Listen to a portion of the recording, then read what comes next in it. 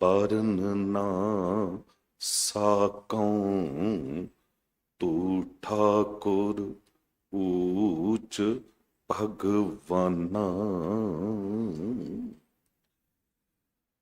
ਸ਼ਬਦਾਵਤਾਰ ਬਾਣੀ ਦੇ ਬੋਹਿਤ ਜੁਗੋਹ ਜੁਗ ਅਟਲ परम सम्मान योग परम सत्कार योग चवर छतर तखत के मालिक साहिबे कबाल साहिबे बरकत साहिबे कमाल मुर्शदे कामल कामले रहबर रोशने चिराग नूरे नजर ज्ञान दे सागर समूची मनुखता दे सांझा आत्मक भंडार साहिब गुरु ग्रंथ साहिब जी दी पावन हजूरी तो ਪੀਰਾਂ ਦੇ ਪੀਰ ਬਾਬਿਆਂ ਦੇ ਬਾਬੇ ਜੋਗੀਆਂ ਦੇ ਜੋਗੀ ਨਾਥਾਂ ਦੇ ਨਾਥ ਰਹਿਬਰਾਂ ਦੇ ਰਹਿਬਰ ਗੁਰੂਆਂ ਦੇ ਗੁਰੂ ਅਠਵੇਂ ਪਾਤਸ਼ਾਹ ਅਸ਼ਟਮ ਬਲਬੀਰਾ ਬਾਲਾ ਪ੍ਰੀਤਮ ਸਾਹਿਬ ਗੁਰੂ ਹਰਿਕ੍ਰਿਸ਼ਨ ਸਾਹਿਬ ਜੀ ਦਾ ਦੇ ਪਾਵਨ ਪਵਿੱਤਰ ਇਤਿਹਾਸਕ ਅਸਥਾਨ ਗੁਰਦੁਆਰਾ ਬੰਗਲਾ ਸਾਹਿਬ ਤੋਂ ਗੁਰੂ ਕੀ ਕਥਾ ਸੁਣ ਰਹੀ सम्मानयोग साध संगत जीओ, गुरु की बख्शी फतेह बुलाओ। वाहिगुरु जी का खालसा वाहिगुरु जी की फतेह। जद असी कहते हैं फतेह प्रवान करो तो इस तरह लगता भी सामने वालियां नूं मैं कह रहा भी मेरी फतेह प्रवान कर लो, पर जद आप कहते हैं फतेह बुलाओ तो इसका मतलब सारिया ने रल के गुरु की बख्शी फतेह बुलावनी है। भावें घर बैठे हो, लाइव सुन रहे हो, भावें किते भी हो, गुरु की बख्शी फतेह एक बारी गज के बुलाओ। वाहिगुरु जी का खालसा वाहिगुरु जी की फतेह। कथा कीर्तन सुखदाई। कथा भी सुख दिंदी है, कीर्तन भी सुख दिंदा है। आ सतगुरु जी ने जो बचन कीता है गौड़ी ग्वारेरी राग दे च महला पंजवां गुरु अर्जन देव साहब जी कहंदे सुन हर कथा उतारी मैल। मैल एक ते तन दी मैल हुंदी है, वो बाहर दे साबण पानी नाल उतारी जा सकती। एक अंदर दी विकारां रूपी मैल है, उन्होंने किस तरह उतारीए? साहब कहंदे मैं ते कथा सुन के ये अंदर दी सारी मैल उतार दिती है। ये कथा तो मिलदा केड़ा साबण है? पर यह मत पापां का संग ओ धोपै नामै कै रंग। कथा की है? कर हर कर्म सरवन हर कथा हर दरगाह नानक ऊजल मथा। ये सब तो चंगा कर्म है। ते जद ये कर्म असी करते हाँ ते माड़े कर्मां तो धीरे धीरे बाहर निकलते चले जाते हाँ। पर कोई कथा सुनना चाहता कि नहीं? कीर्तन सुनना चाहता है कि नहीं? डॉक्टर ने दवाई दे दी, वैद ने दवाई दे दी, वो खाधी है कि नहीं? जे नहीं खाधी तो वह कादा असर है? हुण सतगुरु कहता रहे ने कि मैल उतर जाती कथा सुनन नाल, पर जे सुनोगे नहीं कथा तो उतरेगी किस तरह मैल? सब ते उत्तम हर की कथा नाम सुनत दर्द दुख लथा। हुण सामने वेख रहे हैं, बिल्कुल सुचेत होके तुसी गर्दना सीधियां करके बैठे हो, किते भी मैनू सुस्ती नजर नहीं आ रही, इधर भी नजर जा रही है, पिछे भी हर एक बंदा सुचेत होके कथा सुनन दी तांग लैके बैठे हो। ते जे तुहाडे विच कोई इहो जिहा बैठा होवे, गल चेते आई क्योंकि कथा दी गल चल रही है। गुरु हरगोबिंद साहब सतगुरु कथा कर रहे सन ते भाई सुथरा जी आए ते आके कथा सुनन लग गए। तुसी देखो इत्थे इहो जिहा माहौल बनिया कि सूई भी डिगे ते आवाज आवे। इन्ना क सुचेत होके तुसी बैठे हो। ਤੇ ਜਿੱਥੇ ਗੁਰੂ ਸਾਹਿਬ, ਗੁਰੂ ਹਰਗੋਬਿੰਦ ਸਾਹਿਬ ਆਪ ਕਥਾ ਕਰ ਰਹੇ ਹੋਣ, ਉੱਥੇ ਕਿਹੋ ਜਿਹਾ ਮਾਹੌਲ ਹੋਵੇਗਾ। ਪਰ ਜਿਨ੍ਹਾਂ ਦਾ ਮਨ ਹੇਰਾ ਫੇਰੀ ਵੱਲ ਹੁੰਦਾ, ਉਹ ਕਿਤੇ ਵੀ ਉਹ ਆਪਣਾ ਰਾਹ ਕੱਢ ਲੈਂਦੇ ਨੇ। ਉੱਥੇ ਦੋ ਕੁ ਸਿੱਖ ਜਾਂ ਕੁਝ ਸਿੱਖ ਐਸੇ ਬੈਠੇ ਸਨ ਜੋ ਆਪਸ ਵਿੱਚ ਗੱਲਾਂ ਕਰੀ ਜਾ ਰਹੇ ਸਨ। ਸੰਗਤ ਦੀ ਤਾਦਾਦ ਬਹੁਤ ਸੀ। ਭਾਈ ਸੁਥਰਾ ਜੀ ਉੱਥੇ ਹੀ ਬੈਠੇ ਸੀ ਜਿੱਥੇ ਗੱਲ ਕਰ ਰਹੇ ਸਨ। ਦੋ ਤਿੰਨ ਵਾਰੀ ਹੱਥ ਜੋੜ ਕੇ ਇਸ਼ਾਰੇ ਨਾਲ ਕਿਹਾ, ਚੁੱਪ ਹੋ ਜਾਓ, ਮੈਂ ਕਥਾ ਸੁਣ ਰਿਹਾ ਗੁਰੂ ਸਾਹਿਬ ਦੀ। ਪਰ ਇਹ ਨਹੀਂ ਚੁੱਪ ਕੀਤੇ। ਤੇ ਭਾਈ ਸੁਥਰਾ ਜੀ ਉੱਠੇ ਤੇ ਕੰਨ 'ਚ ਕੁਝ ਬਚਨ ਬੋਲ ਕੇ ਉੱਥੋਂ ਦੌੜ ਗਏ, ਚਲੇ ਗਏ। ਜਦ ਚਲੇ ਗਏ ਤੇ 8-9 ਦਿਨ ਵਾਪਸ ਆਏ ਨਹੀਂ, ਬਾਹਰ ਸੇਵਾਵਾਂ 'ਚ ਲੱਗੇ ਰਹੇ। ਜਿਉਂ ਹੀ ਅੰਦਰ ਆਏ 9 ਦਿਨ ਬਾਅਦ ਤੇ ਭਾਈ ਸੁਥਰਾ ਜੀ ਨੂੰ ਇਹਨਾਂ ਸਿੱਖਾਂ ਨੇ ਫੜ ਲਿਆ, ਹੱਥ ਪੰਨ ਮੁਸ਼ਕਾਂ ਬੰਨ ਕੇ ਹੱਥ ਪੈਰ ਤੇ ਗੁਰੂ ਸਾਹਿਬ ਦੇ ਸਾਹਮਣੇ ਪੇਸ਼ ਕਰ ਦਿੱਤਾ। ਸਤਿਗੁਰੂ ਨੇ ਕਿਹਾ ਵੀ ਸੁਥਰੇ ਨੂੰ ਕਿਉਂ ਬੰਨਿਆ? ਤੇ ਉਹ ਕਹਿਣ ਲੱਗੇ ਕਿ ਸਤਿਗੁਰੂ, ਇਹਨੂੰ ਤੁਸੀਂ ਸੁਥਰਾ ਕਹਿੰਦੇ ਹੋ, ਰਿਹਾ ਕੋਥਰੇ ਦਾ ਕੋਥਰਾ। ਇਹ ਉਸ ਦਿਨ ਸਾਨੂੰ ਬੜੇ ਮਾੜੇ ਬਚਨ ਬੋਲ ਕੇ ਤੇ ਦੌੜ ਗਿਆ ਸੀ। ਸੁਥਰੇ ਨੂੰ ਪੁੱਛਿਆ, ਠੀਕ ਕਹਿ ਰਹੇ ਨੇ ਸਤਿਗੁਰੂ ਜੀ, ਗੁਸਤਾਖੀ ਮਾਫ। ਪਹਿਲਾਂ ਇਹਨਾਂ ਤੋਂ ਪੁੱਛੋ ਵੀ ਕਿਹਾ ਕੀ ਸੀ, ਵੀ ਕਿਸ ਦਿਨ ਦੀ ਗੱਲ ਹੈ। ਉਹਨਾਂ ਨੂੰ ਦਿਨ ਯਾਦ ਸੀ, 9 ਦਿਨ ਪਹਿਲਾਂ ਦੀ। ਸਮਾਂ ਕੀ ਸੀ, ਉਹ ਟਾਈਮ ਵੀ ਯਾਦ ਸੀ। ਤੇ ਸਤਿਗੁਰੂ ਜੀ, ਉਦੋਂ ਹੋ ਕੀ ਰਿਹਾ ਸੀ ਇਹ ਵੀ ਤੇ ਪੁੱਛ ਲਓ। ਕਹਿੰਦੇ ਜੀ, ਉਦੋਂ ਕਥਾ ਹੋ ਰਹੀ ਸੀ। ਤੇ ਸੁਥਰਾ ਜੀ ਕਹਿਣ ਲੱਗੇ, ਪੁੱਛੋ ਕਥਾ ਕੌਣ ਕਰ ਰਿਹਾ ਸੀ? ਕਹਿਣ ਲੱਗੇ, ਗੁਰੂ ਸਾਹਿਬ ਕਰ ਰਹੇ ਸੀ ਆਪ। ਤੇ ਸਤਿਗੁਰੂ ਜੀ, ਇਹਨਾਂ ਨੂੰ ਪੁੱਛ ਲਓ ਕਿ ਉਸ ਦਿਨ ਮੈਂ ਕਿਹੋ ਜਿਹੇ ਬਚਨ ਬੋਲ ਕੇ ਗਿਆ ਸੀ। ਉਹ ਬਚਨ ਯਾਦ ਸਨ, ਉਹ ਦੱਸ ਦਿੱਤੇ ਜੀ, ਇਹ ਮਾੜੇ ਬੋਲ ਬੋਲ ਕੇ ਗਿਆ ਸੀ। ਹੁਣ ਸਤਿਗੁਰੂ ਜੀ ਬਸ ਸਜ਼ਾ ਜੋ ਦੇਣੀ ਹੈ ਦੇ ਲੈਣਾ। ਇਤਨਾ ਹੋਰ ਪੁੱਛ ਲਓ ਕਿ ਗੁਰੂ ਸਾਹਿਬ ਕਥਾ 'ਚ ਕੀ ਕਹਿ ਰਹੇ ਸੀ। ਹੁਣ ਜਦ ਪੁੱਛਿਆ ਤੇ ਕੁਝ ਵੀ ਚੇਤੇ ਨਹੀਂ, ਕਿਉਂਕਿ ਕਥਾ ਤੇ ਸੁਣੀ ਨਹੀਂ ਸੀ।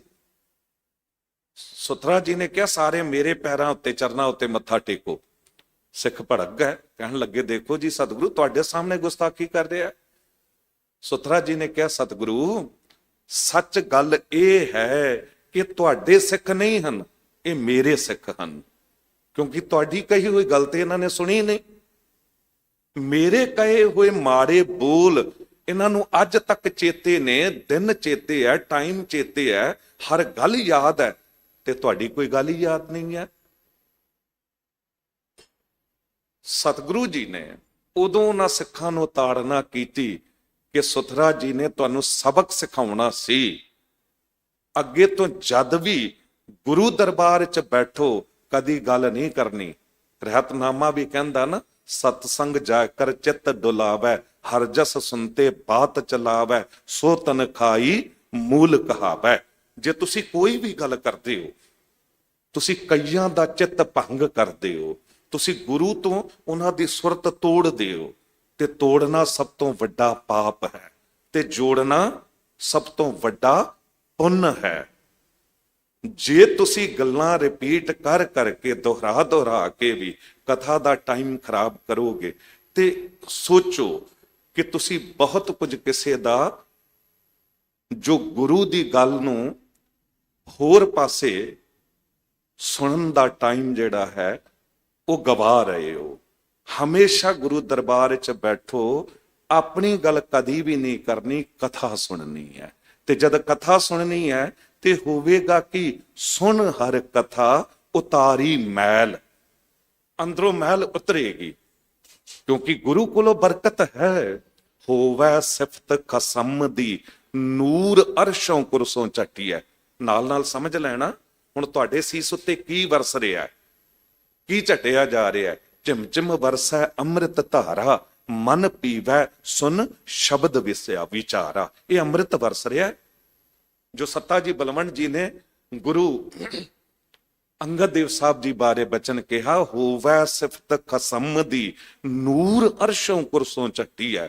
ਕਹਿੰਦੇ ਗੁਰੂ ਅੰਗਦ ਦੇਵ ਸਾਹਿਬ ਸਤਿਗੁਰੂ, ਜਦ ਤੁਸੀਂ ਦਰਬਾਰ ਵਿੱਚ ਸੱਜ ਬੈਠਦੇ ਹੋ ਨਾ, ਤੇ ਤੁਹਾਡੇ ਦਰਬਾਰ ਦੇ ਵਿੱਚ ਸਿਫਤੋ ਸਲਾਘਾ ਹੁੰਦੀ ਵਾਹਿਗੁਰੂ ਦੀ, ਕੀਰਤਨ ਕਥਾ ਹੁੰਦੀ ਹੈ, ਤੇ ਉਦੋਂ ਪਤਾ ਹੈ ਕੀ ਹੁੰਦਾ ਹੈ? ਉਸ ਸੱਚੀ ਦਰਗਾਹ ਤੋਂ ਇੱਕ ਅੰਮ੍ਰਿਤ ਵਰਸਦਾ ਹੈ, ਇੱਕ ਨੂਰ ਝੱਟਿਆ ਜਾਂਦਾ ਹੈ, ਉਹ ਤੁਹਾਡੀ ਨਿਗਾਹ ਵਿੱਚ ਆ ਜਾਂਦਾ ਹੈ, ਤੇ ਉਸ ਅੰਮ੍ਰਿਤ ਨਜ਼ਰ ਨਾਲ ਜਿਸ ਨੂੰ ਤੁਸੀਂ ਨਿਗਾਹ ਭਰ ਕੇ ਵੇਖਦੇ ਹੋ, ਤੁਧ ਡਿੱਠੇ ਸੱਚੇ ਪਾਤਸ਼ਾਹ ਮਲ ਜਨਮ ਜਨਮ ਦੀ ਕੱਟੀ ਹੈ, ਜਨਮਾਂ ਜਨਮਾਂਤਰਾਂ ਦੀ ਪਾਪਾਂ ਦੀ ਮੈਲ ਕੱਟੀ ਜਾਂਦੀ। ਇੱਕ ਜਨਮ ਦੀ ਕਿਤੇ ਲਈ ਫਿਰਦੇ ਆ, ਇੱਕ ਜਨਮ ਦੇ ਕਿਤੇ ਮਾੜੇ ਕਰਮ ਨੇ, ਕੋਟ ਜਨਮ ਕੇ ਕਿਲ ਵਿਖਨਾਸੇ, ਕਰੋੜਾਂ ਜਨਮ ਕਹਿ ਦਿੱਤੇ। ਕਈ ਜਨਮ ਭੈ ਕੀਟ ਪਤੰਗਾ, ਕਈ ਜਨਮ ਗਜਮੀਨ ਕੁਰੰਗਾ, ਕਿੰਨੇ ਜਨਮ। ਤੇ ਇਹਨਾਂ ਮਾੜੇ ਕਰਮਾਂ ਵਿੱਚੋਂ ਨਿਕਲਾਂਗੇ ਕਿਸ ਤਰ੍ਹਾਂ? ਭਾਵੇਂ ਇਸ ਜਨਮ ਦੇ ਹੋ ਰਹੇ ਨੇ, ਭਾਵੇਂ ਪਿਛਲੇ ਜਨਮ ਦੇ ਨੇ। ਇੱਕ ਗੱਲ ਚੇਤੇ ਆਈ, ਮਹਾਤਮਾ ਬੁੱਧ ਉੱਤੇ ਨਾ ਕੋਈ ਬੰਦਾ ਨਫ਼ਰਤ ਕਰਕੇ ਥੁੱਕ ਕੇ ਚਲਾ ਗਿਆ। ਜਦ ਥੁੱਕ ਕੇ ਚਲਾ ਗਿਆ ਤੇ ਦੂਰ ਗਿਆ ਤੇ ਉਹਨੂੰ ਅਹਿਸਾਸ ਹੋਇਆ ਆਪਣੀ ਗਲਤੀ ਦਾ। ਉਹ ਦੂਜੇ ਦਿਨ ਵਾਪਸ ਆਇਆ ਤੇ ਹੱਥ ਜੋੜ ਕੇ ਮਾਫੀ ਮੰਗਣ ਲੱਗਾ। ਮਹਾਤਮਾ ਬੁੱਧ ਨੇ ਕਿਹਾ, ਸੱਜਣਾ ਇਹ ਨਾ ਕਰ, ਹੁਣ ਗੱਲ ਮੁਕਾ, ਕਿਉਂਕਿ ਲੇਖਾ ਬਰਾਬਰ ਹੋ ਗਿਆ ਹੈ। ਮਹਾਤਮਾ ਬੁੱਧ ਵਰਗੀ ਸ਼ਖਸੀਅਤ ਕਹਿ ਰਹੀ ਹੈ ਕਿ ਲੇਖਾ ਬਰਾਬਰ ਹੋ ਗਿਆ ਹੈ, ਕਿਉਂਕਿ ਕਿਸੇ ਜਨਮ ਵਿੱਚ ਹੋ ਸਕਦਾ ਹੈ ਕਿ ਮੈਂ ਤੇਰੇ ਉੱਤੇ ਥੁੱਕਿਆ ਸੀ, ਅੱਜ ਤੂੰ ਉਹ ਕਰ ਦਿੱਤਾ ਤੇ ਉਹ ਕਰਮ ਮੇਰਾ ਜਿਹੜਾ ਮਾੜਾ ਕਰਮ ਖਤਮ ਹੋ ਗਿਆ। ਪਰ ਜੇ ਹੁਣ ਤੂੰ ਫਿਰ ਮਾਫੀ ਮੰਗੇਗਾ, ਫਿਰ ਗੱਲ ਅੱਗੇ ਤੋਰੇਗਾ, ਕਿਤੇ ਮੇਰੇ ਦਿਲ 'ਚ ਕੋਈ ਨਫ਼ਰਤ ਆਈ ਜਾਂ ਕੋਈ ਬੋਲ ਦਿੱਤਾ, ਫਿਰ ਮੇਰਾ ਇੱਕ ਕਰਮ ਹੋਰ ਮਾੜਾ ਹੋ ਜਾਵੇਗਾ। ਕਰਨਾ ਕੀ ਹੈ? ਜਿਤਨਾ ਬਚ ਸਕੀਏ ਮਾੜੇ ਬੋਲਣ ਤੋਂ, ਜਿਤਨਾ ਬਚ ਸਕੀਏ ਕਿਸੇ ਦਾ ਦਿਲ ਦੁਖਾਉਣ ਤੋਂ, ਉਤਨਾ ਬਚਣਾ ਚਾਹੀਦਾ ਹੈ। ਕਿਉਂਕਿ ਜਿੰਨਾ ਅਸੀਂ ਬੋਲ ਰਹੇ ਹਾਂ, ਭਾਵੇਂ ਪਤਨੀ ਨੂੰ ਬੋਲ ਰਹੇ ਹਾਂ, ਭਾਵੇਂ ਗੁਆਂਢੀ ਨੂੰ ਬੋਲ ਰਹੇ ਹਾਂ, ਪਤੀ ਨੂੰ ਬੋਲ ਰਹੇ ਹਾਂ, ਮਾਂ-ਬਾਪ ਲਈ ਮਾੜੇ ਬੋਲ ਰਹੇ ਹਾਂ, ਸਮਝ ਲਓ ਅਸੀਂ ਕੁਝ ਨਾ ਕੁਝ ਇਕੱਠਾ ਕਰ ਰਹੇ ਹਾਂ।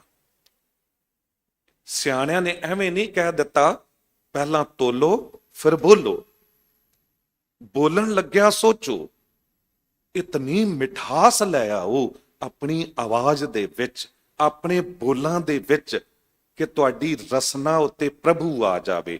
ਪ੍ਰਭ ਜੀ ਬਸੈ ਸਾਧ ਕੀ ਰਸਨਾ। ਉਹ ਕਦ ਆਵੇਗਾ? ਜਦ ਮਿੱਠੇ ਬੋਲ ਬੋਲੋਗੇ, ਕਿਉਂਕਿ ਉਹਦੀ ਬੋਲੀ ਹੈ ਮਿੱਠੀ। ਮਿੱਠ ਬੋਲੜਾ ਜੀ ਹਰ ਸੱਜਣ ਸੁਆਮੀ ਮੋਰਾ, ਹੋਂ ਸੰਮਲ ਥਕੀ। ਉਹ ਕਦੇ ਨਾ ਬੋਲੇ ਕੌੜਾ, ਕੌੜਾ ਬੋਲ ਨਾ ਜਾਣੈ, ਪੂਰਨ ਭਗਵਾਨੇ ਔਗੁਣ ਕੋ ਨਾ ਚਿਤਾਰੇ। ਉਹ ਐਸੀ ਮਹਾਨ ਸ਼ਖਸੀਅਤ ਹੈ। ਜੇ ਤੁਸੀਂ ਕਥਾ ਕਰਨੀ, ਕਥਾ ਸੁਣਨੀ ਆਰੰਭ ਕਰ ਦਿਓ, ਐਸਾ ਨਹੀਂ ਕਿ ਕਥਾ ਕਰਨ ਵਾਲਿਆਂ ਦਾ ਜੀਵਨ ਨਹੀਂ ਬਦਲਦਾ। ਕਿਤੇ ਨਾ ਕਿਤੇ ਤੂੰ ਜੋ ਬੋਲ ਰਿਹਾ ਏ, ਉਹ ਕੁਝ ਨਾ ਕੁਝ ਤੇ ਜੀਵਨ ਵਿੱਚ ਕਿਤੇ ਨਾ ਕਿਤੇ ਸਮਝ ਆ ਜਾਂਦੀ ਹੈ।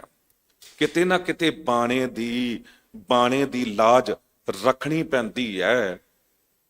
ਜੇ ਜੀਵਨ ਇਹ ਬਿਲਕੁਲ ਬਾਣੀ ਦੇ ਵਿੱਚ ਜੀ ਰਹੇ ਆ, ਕਦੀ ਨਫ਼ਰਤ ਨਾ ਕਰਿਓ ਕਿਸੇ ਗ੍ਰੰਥੀ ਸਿੰਘ, ਰਾਗੀ ਸਿੰਘ ਜਾਂ ਸੇਵਾਦਾਰਾਂ ਤੋਂ। ਕਾਰਨ ਕੀ ਹੈ?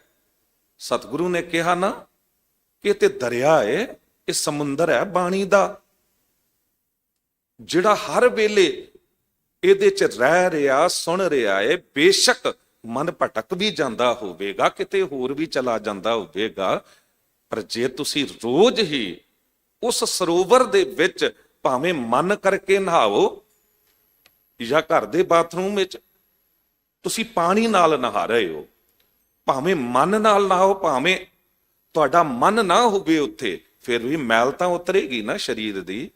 ਬਿਲਕੁਲ ਇਉਂ ਜੇ ਤੁਸੀਂ ਬਾਣੀ ਨਾਲ ਨਹਾ ਰਹੇ ਹੋ, ਤੁਹਾਡੇ ਅੰਦਰ ਬਾਣੀ ਉਤਰ ਰਹੀ ਹੈ, ਜਿੰਨੀ ਦੇਰ ਉਤਰੇ ਉਨਾ ਹੀ ਉਹ ਸੁੱਖ ਦੇ ਜਾਂਦੀ। ਕੋਮਲ ਬਾਣੀ ਸਭ ਕੋ ਸੰਤੋਖ ਹੈ, ਉਹ ਅੰਦਰ ਨੂੰ ਧੋ ਜਾਂਦੀ ਹੈ। ਪਾਣੀ ਬਾਹਰ ਦੀ ਮੈਲ ਧੋਂਦਾ ਹੈ, ਬਾਣੀ ਅੰਦਰ ਦੀ ਮੈਲ ਧੋਂਦੀ ਹੈ। ਹਾਂ, ਐਸਾ ਨਹੀਂ ਕਿ ਇਹੀ ਸੋਚ ਲਓ ਜੀ ਮਨ ਜਿੱਥੇ ਮਰਜ਼ੀ ਭਟਕਦਾ ਰਵੇ ਤੇ ਅਸੀਂ ਗੁਰਦੁਆਰੇ ਬੈਠੇ ਰਹੀਏ। ਨਹੀਂ, ਫਿਰ ਤੇ ਤੁਸੀਂ ਮਨ ਦੇ ਗੁਲਾਮ ਹੋ। ਫਿਰ ਅਸੀਂ ਮਨ ਦੇ ਗੁਲਾਮ ਆ। ਮਨ ਜੋ ਚਾਹਵੇ ਉਹੀ ਸਾਡੇ ਤੋਂ ਕਰਵਾ ਰਿਹਾ ਹੈ। ਨਹੀਂ ਮਨ ਸਾਡਾ ਗੁਲਾਮ ਹੋਵੇ। ਇਹ ਕਾਹਦੇ ਨਾਲ ਹੋਵੇਗਾ? ਜਿਉਂ-ਜਿਉਂ ਕਥਾ ਸੁਣਾਂਗੇ ਤਿਉਂ-ਤਿਉਂ ਇਹ ਟਿਕਦਾ ਚਲਾ ਜਾਵੇਗਾ। ਹੁਣ ਕੁਛ ਗੱਲ ਚੇਤੇ ਆਉਂਦੀ ਹੈ ਤੇ ਦੇ ਜਾਂਦੀ ਹੈ ਕੁਝ ਨਾ ਕੁਝ। ਮਸਕੀਨ ਜੀ ਕਹਿੰਦੇ ਹੁੰਦੇ ਸਨ ਕਿ ਬਈ ਕਿਹਾ ਜਾਂਦਾ ਮਨ ਨੂੰ ਇਕਾਗਰ ਕਰਕੇ ਗੁਰਦੁਆਰੇ ਜਾਓ, ਮਨ ਨੂੰ ਇਕਾਗਰ ਕਰਕੇ ਕਥਾ ਸੁਣੋ, ਮਨ ਨੂੰ ਇਕਾਗਰ ਕਰਕੇ ਕੀਰਤਨ ਸੁਣੋ, ਮਨ ਨੂੰ ਇਕਾਗਰ ਕਰਕੇ ਨਿਤਨੇਮ ਕਰੋ। ਮਨ ਤੇ ਜ਼ਿੰਦਗੀ ਭਰ ਇਕਾਗਰ ਨਹੀਂ ਹੋਣਾ। ਇਸ ਦਾ ਮਤਲਬ ਕਥਾ ਨਾ ਸੁਣੋ, ਕੀਰਤਨ ਨਾ ਸੁਣੋ, ਗੁਰਦੁਆਰੇ ਨਾ ਜਾਓ, ਨਿਤਨੇਮ ਨਾ ਕਰੋ। ਉਹ ਕਹਿੰਦੇ ਨਹੀਂ, ਕੀਰਤਨ ਕਥਾ ਸੁਣੋ ਤਾਂ ਕਿ ਮਨ ਇਕਾਗਰ ਹੋਵੇ, ਇਹਨੂੰ ਆਦਤ ਪਵੇ।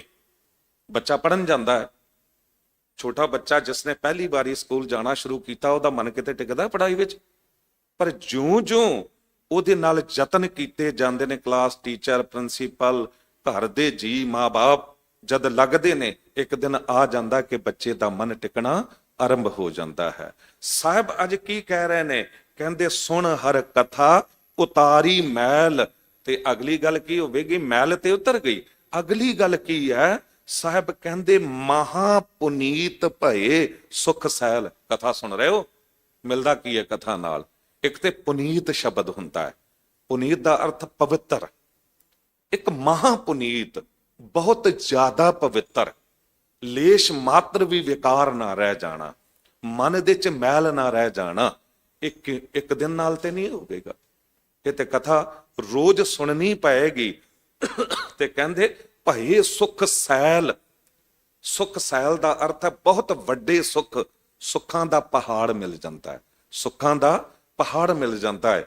ਇਹਦੇ ਅਰਥ ਇਹ ਨੇ। ਪਰ ਸਿੱਖ ਧਰਮ ਨਾਲ ਕੀ ਦੁਖਾਂਤ ਵਾਪਰਿਆ? ਕਥਾ ਆਰੰਭ ਹੋਈ ਸੀ, ਗੁਰੂ ਨਾਨਕ ਦੇ ਦਰਬਾਰ ਤੋਂ ਕਥਾ ਨੂੰ ਬਹੁਤ ਵਧਾਇਆ ਗਿਆ ਸੀ। ਤੇ ਤੁਸੀਂ ਵੇਖੋ, ਗੁਰੂ ਨਾਨਕ ਦੇਵ ਸਾਹਿਬ ਜੀ ਨੇ ਜੇ ਕਿਤੇ ਪਹਿਲਾਂ 4 ਪ੍ਰਚਾਰਕ ਸਿੱਖ ਨਿਯੁਕਤ ਕੀਤੇ, ਜਿਨ੍ਹਾਂ ਦੀ ਇਹ ਡਿਊਟੀ ਸੀ ਕਿ ਪ੍ਰਚਾਰ ਕਰਨਾ ਕਥਾ ਕਰਕੇ। ਉਸ ਤੋਂ ਬਾਅਦ 22 ਮੰਜੀਆਂ ਕਾਇਮ ਹੋਈਆਂ ਗੁਰੂ ਅਮਰਦਾਸ ਸਾਹਿਬ ਜੀ ਦੇ ਵੇਲੇ। ਉਹ ਕੌਣ ਸਨ? 22 ਪ੍ਰਚਾਰਕ, ਕਥਾ ਕਰਨ ਵਾਲੇ। ਫਿਰ 72 ਪੀੜ੍ਹੇ ਗੁਰੂ ਰਾਮਦਾਸ ਸਾਹਿਬ ਜੀ ਨੇ ਵਧਾਇਆ ਇਸ ਨੂੰ, ਤੇ ਉਹ 72 ਸਿੱਖ ਕਥਾ ਕਰਦੇ ਸਨ। ਅੱਗੇ ਤੋਂ ਅੱਗੇ ਉਹਨਾਂ ਦੀ ਡਿਊਟੀ ਸੀ ਕਿ ਹੋਰ ਕਥਾਵਾਚਕ ਤਿਆਰ ਕਰੋ ਤੇ ਵੱਧ ਤੋਂ ਵੱਧ ਕਥਾ ਹੋਵੇ। ਕਥਾ ਨਾਲ ਸਿੱਖੀ ਇਤਨੀ ਵਧੀ, 10 ਗੁਰੂ ਆਪ ਕਥਾ ਕਰਦੇ ਹੁੰਦੇ ਸਨ। ਕੀਰਤਨ ਹੁੰਦਾ ਸੀ ਦਰਬਾਰ ਵਿੱਚ, ਹਜ਼ੂਰੀ ਚ ਕੀਰਤਨ ਹੁੰਦਾ ਸੀ। ਗੁਰੂ ਨਾਨਕ ਦੇਵ ਸਾਹਿਬ ਜੀ, ਗੁਰੂ ਅਰਜਨ ਦੇਵ ਸਾਹਿਬ ਜੀ ਕੀਰਤਨ ਕਰਦੇ ਸਨ।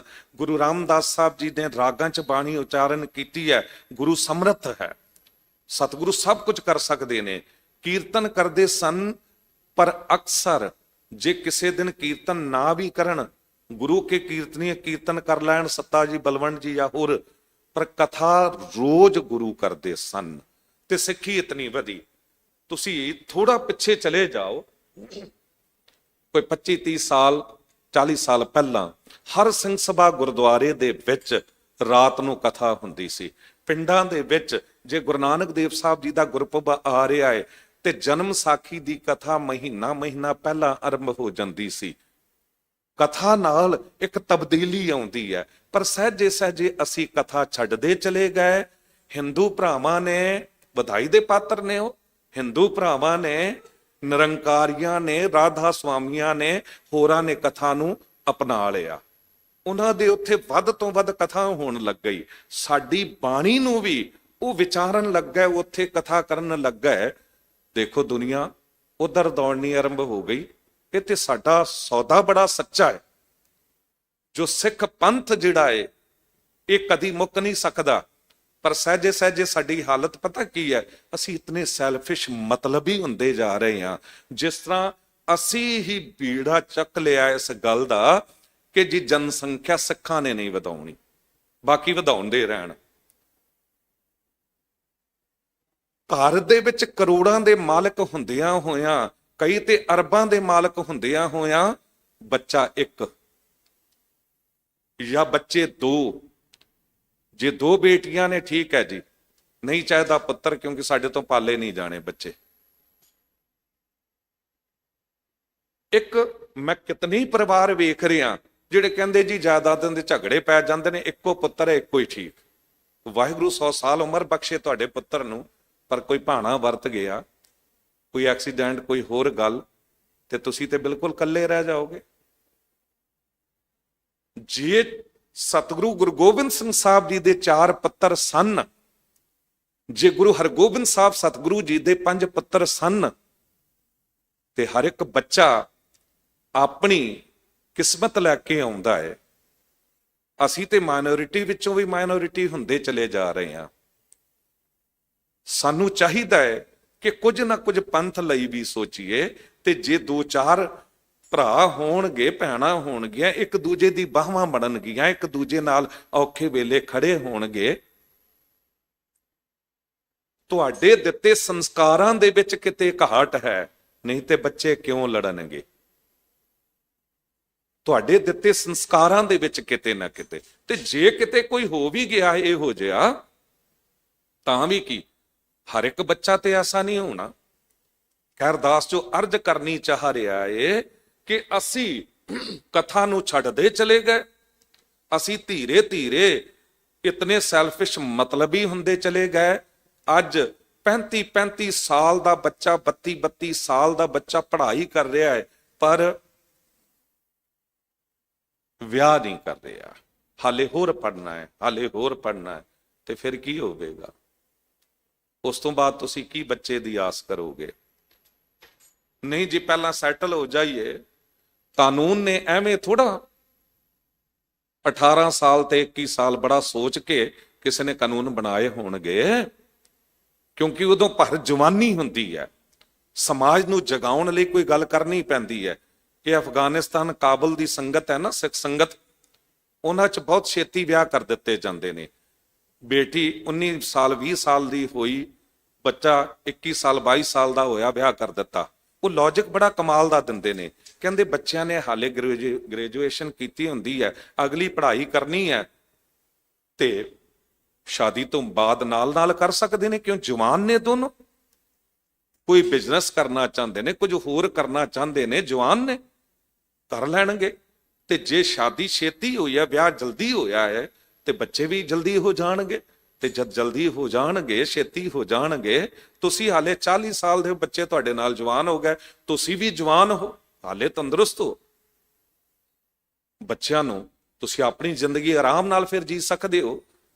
ਨਹੀਂ ਸੋਚਦਿਆਂ 30 ਸਾਲ ਦੀ ਉਮਰ ਨਿਕਲ ਗਈ, ਫਿਰ ਲੱਭਣਾ ਸ਼ੁਰੂ ਕੀਤਾ, ਤੇ ਹਾਲਾਤ ਕੀ ਹੁੰਦੇ ਨੇ ਕਿ ਉਦੋਂ ਤੱਕ ਬੱਚੇ 21-22 ਸਾਲ ਤੱਕ ਉਹ ਬਹੁਤਾ ਘੁੰਮੇ ਨਹੀਂ ਹੁੰਦੇ, ਤੇ ਜਿਹਦੇ ਨਾਲ ਵੀ ਵਿਆਹ ਹੋਇਆ ਅਟੈਚਮੈਂਟ ਹੋ ਜਾਂਦੀ ਹੈ। ਅਟੈਚਮੈਂਟ ਹੋਣ ਨਾਲ ਫਿਰ ਉਹ ਰਿਸ਼ਤਾ ਟੁੱਟਦਾ ਨਹੀਂ ਹੈ।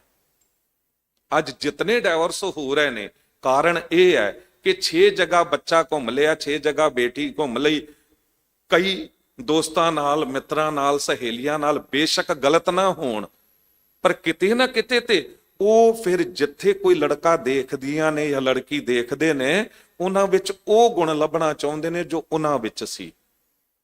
ਹੁਣ ਇੱਕੋ ਬੰਦੇ ਵਿੱਚ ਉਹ 6 ਗੁਣ ਤੇ ਨਹੀਂ ਹੋ ਸਕਦੇ ਜੋ ਹੋਰਾਂ 'ਚ ਵੇਖਦੇ ਰਹੇ ਹੋ।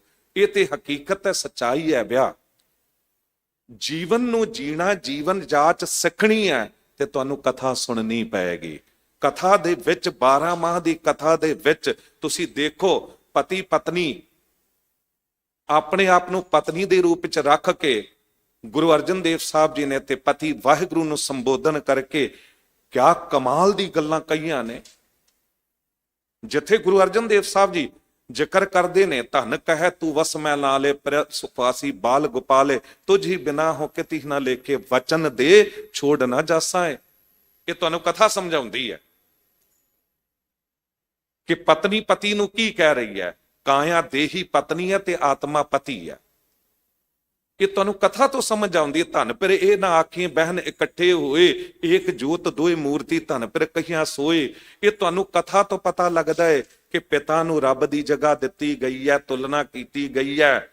ਮਾਂ ਦੀ ਤੁਲਨਾ ਵਾਹਿਗੁਰੂ ਨਾਲ ਕੀਤੀ ਗਈ ਹੈ, ਜਿੱਥੇ ਰਾਮਈਆ ਹੋ ਬਾਰਿਕ ਤੇਰਾ, ਕਾਹੇ ਨਾ ਖੰਡਸ ਔਗੁਣ ਮੇਰਾ, ਰਾਮ ਪਲਸ ਮਈਆ। ਭਗਤ ਜੀ ਕਹਿੰਦੇ ਕਿ ਮਾਲਕ ਵਾਹਿਗੁਰੂ, ਮੈਂ ਤੈਨੂੰ ਨਹੀਂ ਵੇਖਿਆ, ਪਰ ਮੈਂ ਆਪਣੀ ਮਾਂ ਨੂੰ ਵੇਖਿਆ, ਤੇ ਮੈਨੂੰ ਇਉਂ ਲੱਗਿਆ ਤੂੰ ਬਿਲਕੁਲ ਮੇਰੀ ਮਾਂ ਵਰਗਾ। ਤੇ ਕਿਉਂ ਨਾ ਸਤਿਕਾਰ ਜਾਗੇਗਾ ਮਾਂ ਦਾ। ਕਥਾ ਨਾਲ ਤੁਸੀਂ ਆਪਣੀ ਜ਼ਿੰਦਗੀ ਨੂੰ ਚੰਗੀ ਸੇਧ ਦੇ ਸਕਦੇ ਹੋ। ਕਥਾ ਸੁਣ ਕੇ ਅੰਦਰ ਦੇ ਵਿਕਾਰਾਂ ਰੂਪੀ, ਵੈਰ ਰੂਪੀ ਜੈਲਸ ਅਗਨ ਨੂੰ ਬਾਹਰ ਕੱਢ ਸਕਦੇ ਹੋ। ਇਸ ਕਰਕੇ ਜੀਵਨ ਦਾ ਅੰਗ ਬਣਾਓ ਕਥਾ ਸੁਣਨਾ। ਜਦ ਦਾਸ 92-91 ਦੇ ਵਿੱਚ ਕਿਤੇ ਅਮਰੀਕਾ, ਕੈਨੇਡਾ, ਇੰਗਲੈਂਡ ਜਾਂਦੇ ਸਾਂ ਤੇ ਐਤਵਾਰ ਵਾਲੇ ਦਿਨ ਜੇ ਸੰਗਤ ਵੇਖੋ, ਆਮ ਦਿਨਾਂ 'ਚ ਸੰਗਤ ਥੋੜਾ ਘੱਟ ਹੁੰਦੀ ਹੈ, ਐਤਵਾਰ ਨੂੰ ਬਹੁਤ ਹੁੰਦੀ ਹੈ, ਤੁਸੀਂ ਉਦੋਂ ਜੇ ਵੇਖੋ ਹਾਲ ਭਰੇ ਹੁੰਦੇ ਸਨ, ਪਰ ਉਹਦੇ ਵਿੱਚ 20% ਸਿੱਖੀ ਰੂਪ ਵਿੱਚ ਤੇ ਦਸਤਾਰਾਂ ਵਾਲੇ ਹੁੰਦੇ ਸਨ, 80% ਲੋਕ ਕਲੀਨ ਸ਼ੇਵ ਹੁੰਦੇ ਸਨ। ਪਰ ਅੱਜ ਉੱਥੇ ਤਸਵੀਰ ਬਦਲੀ ਹੈ ਬਿਲਕੁਲ। ਅੱਜ ਉੱਥੇ ਕਲੀਨ ਸ਼ੇਵ ਗੁਰਦੁਆਰੇ 'ਚ ਘੱਟ ਨਜ਼ਰ ਆਉਂਦੇ ਨੇ ਤੇ ਦਸਤਾਰਾਂ ਵਾਲੇ ਜ਼ਿਆਦਾ ਨਜ਼ਰ ਆਉਂਦੇ ਨੇ। ਪਤਾ ਕਿਉਂ? ਕਿਉਂਕਿ ਉੱਥੇ ਲੋਕਾਂ ਨੇ ਕਥਾ ਨੂੰ ਅਪਣਾ ਲਿਆ। ਉੱਥੇ ਇੱਥੇ ਦੇ ਟਰੱਕ ਡਰਾਈਵਰਾਂ ਵਾਂਗ ਨਹੀਂ ਕਿ ਵੀ ਨਸ਼ੇ ਕਰ ਲੈ ਜਾਂ ਜੋ ਮਰਜ਼ੀ ਕਰ ਲਿਆ। ਉੱਥੇ ਜਿਹੜੇ ਟਰਾਲਾ ਚਲਾਉਂਦੇ ਨੇ, ਉੱਥੇ ਜਿਹੜੇ ਵੀਰ ਕਿਰਤ ਕਰਦੇ ਨੇ, ਮਿਹਨਤ ਕਰਦੇ ਨੇ, ਉਹਨਾਂ ਨੇ ਲੜੀਵਾਰ ਕਥਾ ਦੀਆਂ, ਉਦੋਂ ਦੀ ਗੱਲ ਕਰ ਰਹੇ, ਉਦੋਂ ਤੋਂ ਉਹਨਾਂ ਨੇ, ਜਦ ਆਡੀਓ ਕੈਸਟਾਂ ਹੁੰਦੀਆਂ ਸਨ, ਉਸ ਤੋਂ ਬਾਅਦ ਸੀਡੀਆਂ ਜਾਂ ਜੋ ਅੱਗੇ ਤੋਂ ਆਂਦਾ ਗਿਆ, ਪੈਨ ਡਰਾਈਵ ਅੱਜ ਕੱਲ, ਉਹਨਾਂ ਨੇ ਰੱਖ ਲੈਣੀ ਤੇ ਟਰੱਕ ਚਲਾਈ ਜਾਣਾ ਤੇ ਨਾਲ ਕਥਾ ਸੁਣੀ ਜਾਣੀ। ਲੜੀਵਾਰ ਕਥਾ, ਜਪਜੀ ਸਾਹਿਬ ਦੀ ਲੜੀਵਾਰ, ਸੁਖਮਨੀ ਸਾਹਿਬ ਜੀ ਦੀ, ਸ਼ਲੋਕ ਮਹਿਲਾ ਨਾਵਾਂ ਦੀ ਕਥਾ। ਜੀਵਨ ਬਦਲ ਗਏ, ਨਸ਼ੇ ਛੱਡ ਦਿੱਤੇ, ਸਿੱਖੀ ਸਰੂਪ ਚ ਆ ਗਏ। ਹੁਣ ਗੁਰਮਤ ਕੈਂਪ ਵੱਧ ਤੋਂ ਵੱਧ ਲੱਗਦੇ ਨੇ। ਅਸੀਂ ਕਿਉਂ ਨਹੀਂ ਤਬਦੀਲੀ ਲਿਆ ਸਕਦੇ? ਸਾਨੂੰ ਕਥਾ ਤੋਂ ਪਤਾ ਲੱਗੇਗਾ ਕਿ ਅੱਜ ਸੁਤੰਤਰਤਾ ਦਿਵਸ ਮਨਾਇਆ ਜਾ ਰਿਹਾ 15 ਅਗਸਤ। ਕੀ ਸਾਡੇ ਸਿੱਖ ਬੱਚਿਆਂ ਨੂੰ ਪਤਾ ਹੈ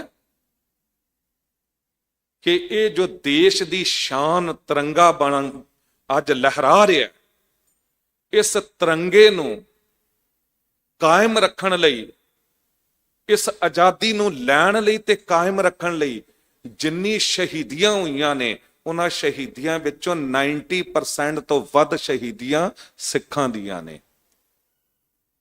ਪਹਿਲਾਂ ਭਾਵੇਂ ਮੁਗਲਾਂ ਦੇ ਵੇਲੇ ਵੀ, ਮੁਗਲਾਂ ਦੀ ਜੜ ਪੁੱਟੀ ਸਤਿਗੁਰੂ ਗੁਰੂ ਗੋਬਿੰਦ ਸਿੰਘ ਸਾਹਿਬ ਜੀ ਨੇ, ਤੇ ਉਹਨਾਂ ਦੇ ਮਹਾਨ ਸਪੂਤ ਬਾਬਾ ਬੰਦਾ ਸਿੰਘ ਬਹਾਦਰ ਵਰਗਿਆਂ ਨੇ, ਜਿਨ੍ਹਾਂ ਦਾ ਨਾਮ ਅੰਮ੍ਰਿਤ ਛਕ ਕੇ ਗੁਰਬਖਸ਼ ਸਿੰਘ ਹੋਇਆ, ਰਾਜ ਕਾਇਮ ਕੀਤਾ। ਮਹਾਰਾਜਾ ਰਣਜੀਤ ਸਿੰਘ ਨੇ ਕੈਸਾ ਸਿੱਖ ਰਾਜ ਕਾਇਮ ਕੀਤਾ। ਅਫਗਾਨਿਸਤਾਨ ਦੇ ਚ ਅਮਰੀਕਾ ਕਿਤਨਾ ਟਾਈਮ ਬੈਠਾ ਰਿਹਾ ਹੈ, ਪਰ ਰਾਜ ਨਹੀਂ ਕਰ ਸਕਿਆ। ਰਾਜ ਉਹਨਾਂ ਕੋਲ ਹੀ ਰਿਹਾ ਤੇ ਅਖੀਰ ਜਾਣਾ ਪਿਆ ਉਹਨੂੰ ਵਾਪਸ। ਪਰ ਜੇ ਕਿਸੇ ਨੇ ਮੁਲਤਾਨ, ਕਾਬਲ, ਕੰਧਾਰ ਜਾ ਕੇ ਰਾਜ ਕੀਤਾ ਤੇ ਮਹਾਰਾਜਾ ਰਣਜੀਤ ਸਿੰਘ ਨੇ ਕੀਤਾ, ਹਰੀ ਸਿੰਘ ਨਲਵਾ ਨੇ ਕੀਤਾ।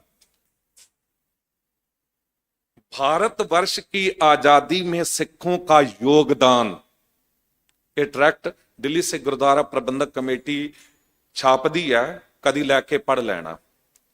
मैं अज लभ रहा सी सोशल मीडिया ते मैनू उत्थे नज़र नहीं आया, ते मैं बेनती करांगा चेयरमैन धर्म प्रचार सरदार जसप्रीत सिंह करमसर जी, जे हो सके तो इनू हिंदी च उसे तरह सोशल मीडिया ते पा दिता जाए, क्योंकि कोई तो पढ़ेगा, जब आजादी लिखेगा तो यह सामने आ जाएगा। अज मैं पढ़ रहा सी ते उत्थे पहला तो हिंदी च लिखिया होया है, एक हिंदू गुजराती वीर ने लिखिया होया है कि मैं दिल्ली दे च रहन वाला एक गुजराती हाँ, ते असीं सिखां दा देना दे ही नहीं सकते। कहंदे मैं इस इतिहास नूं पढ़िया ते चंगी तरह जाणिया कि अज जिस देश की अणख गैरत पछाण बची हुई है ते वो सिखों के करके है। पर असी अपनी काबलियत नूं जाणदे ही नहीं आ, असी अपने इतिहास नूं सुनना ही नहीं चाहुंदे आ, असी बच्चों नूं चार साहिबजादियां दा इतिहास सुणाउणा ही नहीं चाहुंदे आ। हुण साडी कौम दे विचों कुछ वीर जागे ने जिन्हां ने चार साहिबजादियां बारे फिल्म बनाउणी, भाई तारू सिंह जी बारे, माता साहब कौर बारे, ये मौजूद ने सोशल मीडिया ते। हुणे तो आदत पाओ बच्चों नूं। जे असी ਧਰਮ ਦੇ ਖੇਤਰ ਵਿੱਚ ਐਡਵਾਂਸ ਨਹੀਂ ਹੋਵਾਂਗੇ, ਬਹੁਤ ਪਿੱਛੇ ਰਹਿ ਜਾਵਾਂਗੇ। ਤੇ ਬੱਚਿਆਂ ਨੂੰ ਇਸ ਪਾਸੇ ਜੋੜੋ। ਇੱਕ ਕੰਮ ਕਰੋ, ਜੋ ਮਾਤਾਵਾਂ ਜਾਂ ਦਾਦੀਆਂ ਭੈਣਾਂ ਜੋ ਪੜ੍ਹੀਆਂ ਨੇ, ਸੋਢੀ ਚਮਤਕਾਰ ਲੈ ਆਓ, ਗੁਰੂ ਨਾਨਕ ਦੇਵ ਸਾਹਿਬ ਜੀ ਦੀ ਜਨਮ ਸਾਖੀ ਲੈ ਆਓ, ਉਹਦੇ ਵਿੱਚੋਂ ਇੱਕ ਸਾਖੀ ਰੋਜ਼ ਪੜ੍ਹੋ। 3-4 ਮਿੰਟ ਲੱਗਦੇ ਨੇ, ਵੱਧ ਤੋਂ ਵੱਧ 5 ਮਿੰਟ। ਤੇ ਅੱਜ ਇੰਟਰਨੈਟ ਤੇ ਸਭ ਕੁਝ ਮੌਜੂਦ ਹੈ। ਸ਼ਬਦ ਦੇ ਇੱਕ ਸ਼ਬਦ ਦੇ ਅਰਥ ਪੜ੍ਹੋ, 2 ਤੋਂ 3 ਮਿੰਟ ਲੱਗਦੇ ਨੇ। ਰਾਹੋ ਦੀ ਪੰਕਤੀ ਹੀ, ਉਹਦੀ ਹੀ ਸਿੱਖਿਆ ਬੱਚੇ ਨਾਲ ਸਾਂਝੀ ਕਰ ਲਓ ਤੇ ਇੱਕ ਸਾਖੀ ਸੁਣਾ ਦਿਓ। ਤੁਹਾਡਾ 5 ਤੋਂ 6 ਮਿੰਟ ਦਾ ਟਾਈਮ, ਇਹ ਛੋਟੇ ਬੱਚੇ ਨੂੰ 5-6 ਸਾਲ ਦੇ ਬੱਚੇ ਨੂੰ ਆਦਤ ਪਾ ਦਿਓ ਨਾ, ਉਹਨੂੰ ਐਸੀ ਆਦਤ ਪੈ ਜਾਵੇਗੀ, ਉਹ ਰੋਜ਼ ਕਹੇਗਾ, ਆਵਾਜ਼ ਮਾਰ ਕੇ ਜਾਂ ਕਹੇਗੀ ਕਿ ਦਾਦੀ ਮੈਨੂੰ ਕਹਾਣੀ ਸੁਣਾਓ। ਮਾਂ ਨੂੰ ਕਹੇਗੀ ਮੰਮੀ ਮੈਨੂੰ ਕਹਾਣੀ ਸੁਣਾਓ। ਤੁਸੀਂ ਸੁਣਾਓ, ਤੁਸੀਂ ਬੱਚੇ ਦਾ ਜੀਵਨ ਇਉਂ ਘੜ ਦਿਓਗੇ ਕਿ ਫਿਰ ਰੋਣਾ ਨਹੀਂ ਪਏਗਾ। ਸਿਰ ਤੇ ਹੱਥ ਰੱਖ ਕੇ ਕਿ ਸਾਡੀ ਬੱਚੀ ਨੇ ਦੂਜੇ ਧਰਮ ਦੇ ਵਿੱਚ ਜਾ ਕੇ ਵਿਆਹ ਕਰਾ ਲਿਆ, ਕੁਝ ਹੋਰ ਹੋ ਗਿਆ। ਕੁਝ ਪੰਥ ਪ੍ਰਤੀ ਦਰਦ ਰੱਖੋ ਤੇ ਤਾਂ ਆਵੇਗਾ ਜੇ ਕਥਾ ਸੁਣਾਂਗੇ। ਗੁਰਦੁਆਰਿਆਂ ਦੇ ਵਿੱਚ ਇਸ ਗੱਲ ਬਾਰੇ ਵੀ ਬੈਲੈਂਸ ਨਹੀਂ ਬਣਿਆ ਹੋਇਆ। ਜਿੱਥੇ 10 ਤੋਂ 12 ਘੰਟੇ ਕੀਰਤਨ ਹੁੰਦਾ ਹੈ, ਉੱਥੇ ਕਥਾ ਲਈ 2 ਜਾਂ 2.5 ਘੰਟੇ ਹੁੰਦੇ ਨੇ ਸਿਰਫ। ਬੰਗਲਾ ਸਾਹਿਬ ਤੋਂ ਲਾਈਵ ਕਥਾ ਆਰੰਭ ਹੋਈ ਚੜ੍ਹਦੀ ਕਲਾ ਟਾਈਮ ਟੀਵੀ ਤੇ। ਇਤਨਾ ਬਦਲਾਵ ਆਇਆ, ਦਾਸ ਉਦੋਂ ਇੱਥੇ ਹੈਡਗੰਥੀ ਸੀ। ਪੰਜਾਬ ਦੇ ਵਿੱਚ ਮੈਨੂੰ ਫੋਨ ਆਉਂਦੇ ਸਨ, 100 ਸਵਾ 100 ਬੰਦੇ ਕਹਿੰਦੇ ਸਨ ਅੱਜ ਜਾ ਰਿਹਾ ਆਨੰਦਪੁਰ ਸਾਹਿਬ ਅੰਮ੍ਰਿਤ ਛਕਣ। ਇੱਥੋਂ ਕਥਾ ਜਦ ਲਾਈਵ ਚੱਲੀ ਤੇ ਦਰਬਾਰ ਸਾਹਿਬ ਸ਼੍ਰੋਮਣੀ ਕਮੇਟੀ ਨੇ ਲਾਈਵ ਆਰੰਭ ਕਰ ਦਿੱਤੀ ਕਥਾ। ਅੱਜ ਕਥਾ ਨਾਲ ਅਸੀਂ ਬਚੇ ਹਾਂ। ਕਥਾ ਨਾਲ ਕਿਤੇ ਨਾ ਕਿਤੇ ਜੋ ਥੋੜੀ ਸਿੱਖੀ ਬਚ ਗਈ ਹੈ ਨਾ, ਇਹ ਬਚੀ ਹੋਈ ਹੈ। ਇਹ ਉੱਤਰਾਖੰਡ, ਇੱਧਰ ਯੂਪੀ ਸਾਈਡ, ਰਾਜਸਥਾਨ ਦੇ ਸਿੱਖ ਤੁਸੀਂ ਦੇਖੋ ਸਿੱਖੀ ਸਰੂਪ ਵਿੱਚ ਪੂਰੇ ਮਿਲਣਗੇ ਤੁਹਾਨੂੰ। ਤੇ ਉਹ ਲਗਾਤਾਰ ਕਥਾ ਸੁਣਦੇ ਨੇ ਬੰਗਲਾ ਸਾਹਿਬ, ਸੀਸਗੰਜ ਸਾਹਿਬ ਤੋਂ, ਦਰਬਾਰ ਸਾਹਿਬ ਤੋਂ। ਇੱਕ ਐਗਜ਼ਾਮਪਲ ਵੀ ਤੁਸੀਂ 35-40 ਸਾਲਾਂ ਵਿੱਚ ਇੱਧਰ ਉੱਤਰਾਖੰਡ ਸਾਈਡ ਦਾ ਤੁਸੀਂ ਨਹੀਂ ਦੇ ਸਕਦੇ ਕਿ ਕੋਈ ਸਿੱਖ ਧਰਮ ਛੱਡ ਕੇ ਕਨਵਰਟ ਹੋਇਆ ਹੈ। ਅਸੀਂ ਤੇ ਹੋਰ ਗੁਲਾਮ ਹੁੰਦੇ ਜਾ ਰਹੇ ਹਾਂ। ਪੰਜਾਬ ਦੇ ਵਿੱਚ ਰਾਤ ਦਿਨ ਕਿਉਂ ਕਨਵਰਟ ਹੋ ਰਹੇ ਨੇ ਲੋਕ? ਕਿਉਂਕਿ ਕਥਾ ਤੋਂ ਟੁੱਟੇ ਹੋਏ ਨੇ, ਸੁਣਨਾ ਹੀ ਨਹੀਂ ਚਾਹੁੰਦੇ। ਅਸੀਂ ਆਪ ਸਿਆਣੇ ਆ, ਸਾਨੂੰ ਜ਼ਿਆਦਾ ਪਤਾ ਹੈ। ਇਹੀ ਕਾਰਨ ਕਿ ਪੰਜਾਬ ਦੇ ਵਿੱਚ ਇੰਨੇ ਕਥਾਵਾਚਕ ਹੁੰਦੇ ਹੋਏ ਜਦ ਇੱਥੇ ਕਦਰ ਨਹੀਂ ਪਈ, ਉਹ ਵਿਦੇਸ਼ਾਂ 'ਚ ਜਾਣਾ ਸ਼ੁਰੂ ਕਰ ਦਿੱਤਾ। ਵਿਦੇਸ਼ਾਂ ਦੇ 'ਚ ਉਹਨਾਂ ਨੂੰ ਮਾਨ ਸਨਮਾਨ ਵੀ ਮਿਲਿਆ, ਕਥਾ ਵੀ, ਤੇ ਮਾਇਕ ਪੱਖ ਤੋਂ ਵੀ ਉਹਨਾਂ ਕੋਲ ਸਾਰਾ ਕੁਝ ਆ ਗਿਆ। ਚਾਹੀਦਾ ਹੈ ਤੁਸੀਂ ਆਪ ਪ੍ਰਚਾਰਕ ਬਣੋ। ਜੇ ਤੁਸੀਂ ਡਾਕਟਰ, ਇੰਜੀਨੀਅਰ ਹੋ, ਤੁਸੀਂ ਕਿਸੇ ਕਾਲਜ ਵਿੱਚ ਪ੍ਰੋਫੈਸਰ ਹੋ, ਆਪਣੇ ਆਪਣੇ ਤੌਰ ਤੇ ਕੋਈ ਫੀਲਡ ਲੱਭ ਕੇ ਸੋਸ਼ਲ ਮੀਡੀਆ ਤੇ ਹੋਰ ਜਗ੍ਹਾ ਤੇ ਇਤਿਹਾਸ ਨੂੰ ਸੁਣਾਓ। ਈਸਾਈ ਕੀ ਕਰਦੇ ਨੇ? ਛੋਟੀ ਬੱਚਿਆਂ ਨੂੰ ਉਹ ਕਿਸੇ ਨੂੰ ਗੁਜਰਾਤੀ ਪੜ੍ਹਾਈ, ਕਿਸੇ ਨੂੰ ਪੰਜਾਬੀ ਪੜ੍ਹਾਈ, ਕਿਸੇ ਨੂੰ ਕੁਝ ਹੋਰ ਪੜ੍ਹਾਇਆ।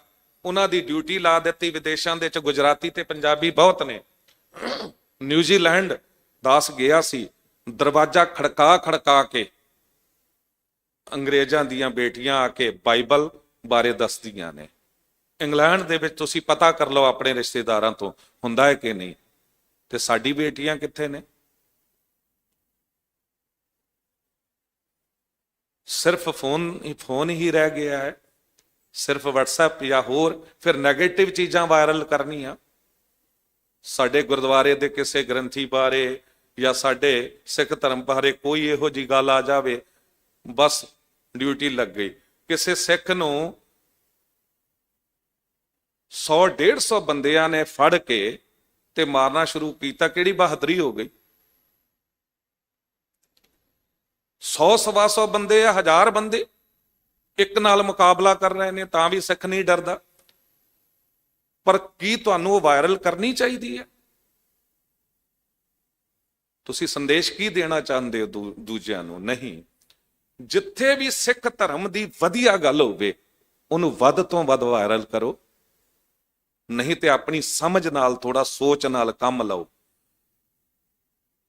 पढ़ो भारतवर्ष की आजादी में सिखों का योगदान, फिर ਉਹਨੂੰ ਪਾਓ ਬੋਲ ਕੇ।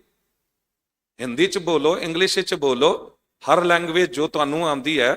ਬੇਟੀਆਂ ਕਈ ਫ੍ਰੈਂਚ ਪੜ੍ਹਦੀਆਂ ਨੇ, ਜਰਮਨ ਪੜ੍ਹਦੀਆਂ ਨੇ, ਕਰੋ ਕੁਛ। ਉਹ ਨਹੀਂ ਕਰਨਾ।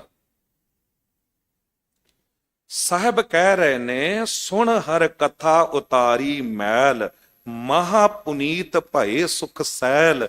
ਜਿਉਂ-ਜਿਉਂ ਤੁਸੀਂ ਕਥਾ ਸੁਣਦੇ ਜਾਓਗੇ, ਜਿਉਂ-ਜਿਉਂ ਤੁਸੀਂ ਬਾਣੀ ਦੇ ਅਰਥ ਪੜੋਗੇ, ਤੁਹਾਡੇ ਅੰਦਰ ਸੁਖ ਆਉਂਦਾ ਜਾਵੇਗਾ। ਵਡੈ ਭਾਗ ਪਾਇਆ ਸਾਧ ਸੰਗ। ਹੁਣ ਦੇਖੋ, ਜੇ ਬਾਹਰ ਕੁਝ ਥੋੜਾ ਜਿਹਾ ਮਿਲ ਜਾਵੇ ਨਾ, ਤੇ ਮਾਂ-ਬਾਪ ਕਹਿੰਦੇ ਭਾਗਾਂ ਵਾਲਾ ਬੱਚਾ ਹੈ ਜੀ, ਇਹਨੂੰ ਪੜ੍ਹਾਈ 'ਚ ਇਹ ਕੁਝ ਮਿਲ ਗਿਆ, ਇਹਨੂੰ ਉੱਥੋਂ ਇਹ ਦੌਲਤ ਮਿਲ ਗਈ। ਤੇ ਹੁਣ ਜੋ ਤੁਹਾਨੂੰ ਮਿਲ ਰਿਹਾ, ਇਹਦੀ ਕੀਮਤ ਜਾਣਦੇ ਹੋ? ਸਾਹਿਬ ਕੀ ਕਹਿ ਰਹੇ ਨੇ ਕਿ ਵੱਡੇ ਭਾਗਾਂ ਨਾਲ ਸਾਧ ਸੰਗ ਮਿਲਦੀ ਹੈ। ਸਾਧ ਸੰਗਤ ਪਾਰ ਬ੍ਰਹਮ ਸਿਉ ਲਾਗੋ ਰੰਗ। ਇੱਥੇ ਬੈਠ ਕੇ ਪਾਰ ਬ੍ਰਹਮ ਦਾ ਰੰਗ ਚੜਦਾ ਹੈ, ਭਾਵ ਕਿ ਪ੍ਰੇਮ ਵਿੱਚ ਤੁਸੀਂ ਸਰਸ਼ਾਰ ਹੋ ਜਾਂਦੇ ਹੋ। ਮਾਲਕ ਵਾਹਿਗੁਰੂ ਨਾਲ ਤੁਹਾਡਾ ਪ੍ਰੇਮ ਜਾਗਦਾ ਹੈ। ਤੇ ਸਤਿਗੁਰੂ ਜੀ ਇਹ ਗੱਲ ਸਮਝਾ ਰਹੇ ਨੇ, ਸਾਧ ਸੰਗਤ ਕੀ ਹੈ? ਵਿੱਚ ਸੰਗਤ ਹਰ ਪ੍ਰਭ ਵਸੈ ਜੀਓ। ਇੱਥੇ ਵਾਹਿਗੁਰੂ ਵਸਦਾ ਹੈ, ਇੱਥੇ ਗੁਰੂ ਵਸਦਾ ਹੈ। ਇੱਥੇ ਤੁਹਾਨੂੰ ਬੈਠਣਾ ਪ੍ਰਮਾਤਮਾ ਵਾਹਿਗੁਰੂ ਨਾਲ ਮਿਲਦਾ ਹੈ ਤੇ ਪ੍ਰੇਮ ਰੰਗ ਚੜਦਾ ਹੈ। ਉਹ ਰੰਗ ਪਤਾ ਕੀ ਹੈ? ਰੰਗ ਦਾ ਅਰਥ ਇਹ ਕਾਲਾ, ਪੀਲਾ, ਹਰਾ, ਨੀਲਾ ਵੀ ਹੈ, ਪਰ ਰੰਗ ਦਾ ਅਰਥ ਪ੍ਰੇਮ ਵੀ ਹੈ। ਜਾਕੋ ਹਰ ਰੰਗ ਲਾਗੋ ਇਸ ਜੁਗ ਮੈਂ, ਸੋ ਕਹੀਅਤ ਹੈ ਸੂਰਾ। ਇਹ ਜੋ ਏਡੇ ਮਹਾਨ ਸੂਰਮੇ ਸਾਡੇ ਸਿੱਖ ਧਰਮ ਦੇ ਵਿੱਚ ਹੋਏ, ਜਿਨ੍ਹਾਂ ਨੇ ਜਾਨਾਂ ਤਲੀ ਤੇ ਧਰ ਕੇ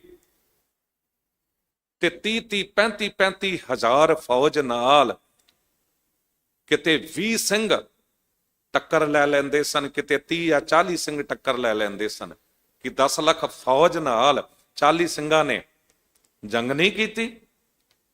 ਇਹਨਾਂ ਕੋਲ ਕੀ ਸੀ? ਇਹਨਾਂ ਕੋਲ ਵਾਹਿਗੁਰੂ ਦਾ ਪ੍ਰੇਮ ਰੰਗ ਸੀ।